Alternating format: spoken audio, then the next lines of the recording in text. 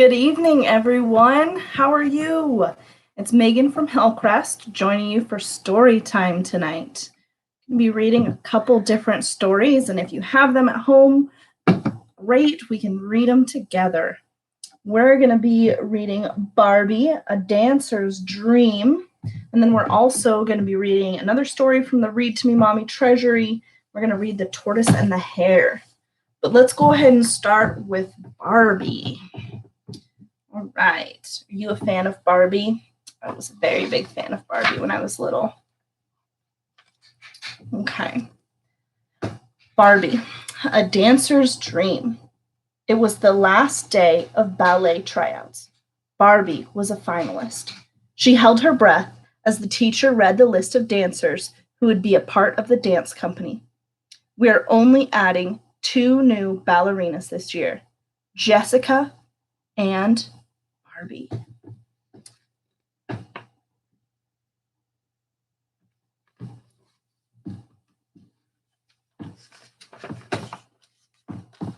Barbie ran home to tell Skipper the good news. "I'm so excited," Barbie said, hugging Skipper, "and I will be teaching a ballet class on Saturday mornings that you can take." Skipper was so proud of her older sister. Barbie was a real ballerina now.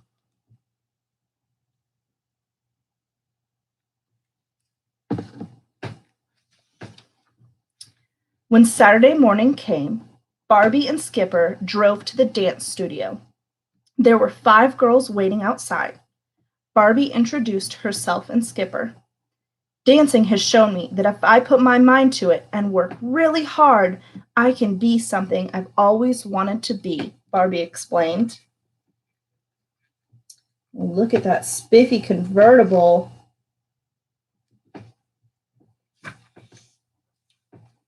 Barbie watched the girls practicing the exercises she had given them, particularly a graceful girl named Tina. She was a good dancer, but she looked so unhappy.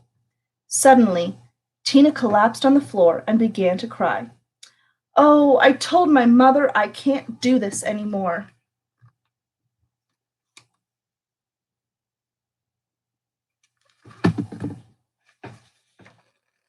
Barbie put her arm around Tina's shoulders and took her outside. "Tina, you don't have to dance," Barbie told her. "But you're not really troubled about ballet, are you?" "I used to love to dance," admitted Tina shyly, "but I was in a car accident, and ever since then I feel really scared. I just don't believe in myself anymore." Barbie gave Tina a hug and suggested she just watch for a while.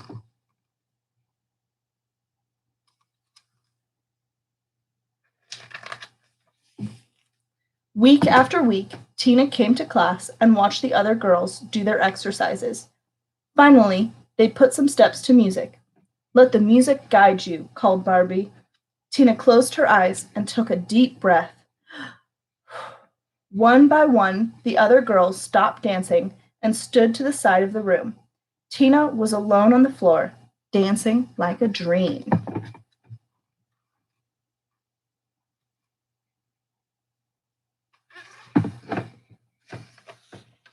Nobody moved. As the music ended, Tina opened her eyes. Barbie applauded. Skipper and the girls ran up to Tina and hugged her. For the first time in a long time, Tina felt happy to be dancing again.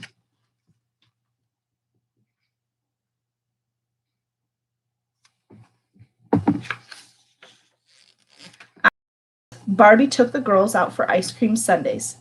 "I think we're ready to perform in public," Barbie said excitedly. "Even me?" Tina asked quietly. "Especially you," Barbie winked. "Ooh, those ice cream sundaes look good."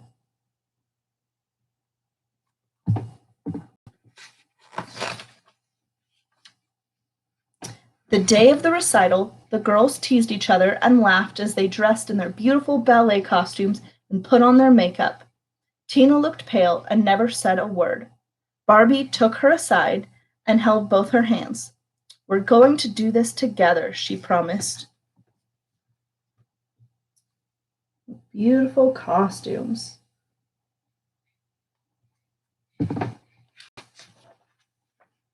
As the lights dimmed, everyone took their places.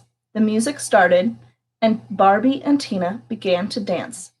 It was so quiet in the audience, Barbie could hear the girls breathing backstage, but Tina could only hear the music.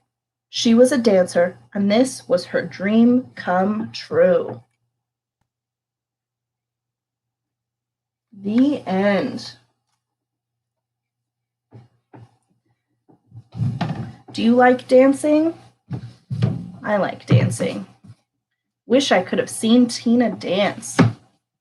All right, now let's read The Tortoise and the Hare. Once upon a time, there was a hare who was always boasting about how fast he was. He would say, puffing out his chest and flexing his legs, am the speediest animal in the forest. I have never been beaten. I challenge anyone to try and beat me. And, of course, nobody took him up on the challenge because he was right. He was the fastest animal in the forest. The animals who lived in the forest were becoming tired of Hare's bragging, until one day, much to everyone's surprise, after Hare had been boasting even more than normal, Tortoise replied, Okay, Hare, I'll race you. What? Hare laughed. You've got to be joking. Tortoise, you're the slowest animal in the forest. I'll run circles around you. You might be fast, replied Tortoise, but speed isn't everything. Why don't we have a race? You can keep your boasting until you actually beat me. Speed might not be everything, but it sure helps in a race, laughed Hare. He laughed so much he fell to his knees and thumped the floor with his fist. He never heard of anything so ridiculous in his life. That night, while the forest animals prepared the course, Tortoise went to bed early so he'd have a lot of energy for the race. Hare, meanwhile, stayed up late boxing with his friends. He knew he could beat the slow tortoise even if he was tired. There's the tortoise and the hare, and then the hare laughing at the tortoise. Oh my goodness. There was a buzz of excitement in the forest the next morning. No one had heard of Hare ever losing a race, so this was going to be quite an event to watch. Everyone gathered at the starting line to watch the race begin. All the forest animals wanted Tortoise to win, but deep down they knew that Hare was the fastest. Tortoise was already at the starting line, trying his best to look confident. He looked around for Hare, who had just arrived and was making his way to the starting line. He strutted towards Tortoise with his chest puffed out proudly. The crowd fell silent. On your marks, get set, go! Cried the starting fox, and Hare flew off at high speed, leaving a cloud of smoke where he had just stood. The tortoise trudged behind, much, much, much more slowly. Hare decided to take a quick look behind to see where the slow tortoise was.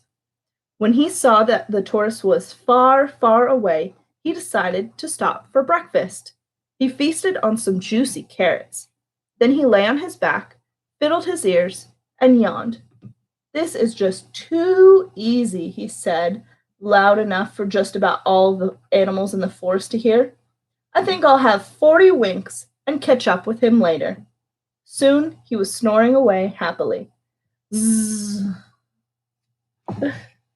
There's the hare running and beating the tortoise, and him taking a nap.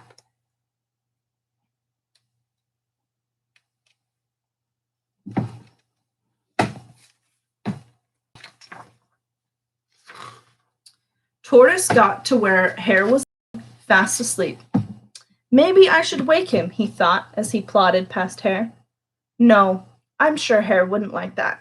He will wake up soon enough and come whizzing by. And so Tortoise plodded on and on and on.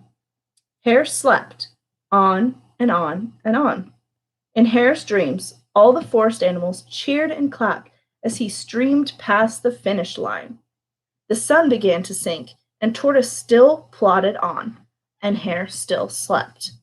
The sun was just about to set when Hare awoke with a jolt.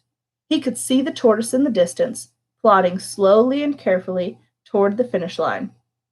"No!" cried Hare. He leapt to his feet and charged towards the finish as fast as he could, but he was too late. Tortoise was over the finish line before him. Hare had been beaten, and all the forest animals were there to cheer Tortoise. And after that, whenever anyone heard Hare boasting about his speed, they reminded him about the day Tortoise beat him. Slow and steady won the race, they would say, and all Hare could do was smile because, after all, they were, without a doubt, right. And there's Tortoise, and look, Tortoise crossing the finish line. Look at that, the end. What did you think of the tortoise and the hare? Have you heard that story before? You'll have to let me know what you think. Well, thank you again for joining me for story time, and I'll see you next time. Good night.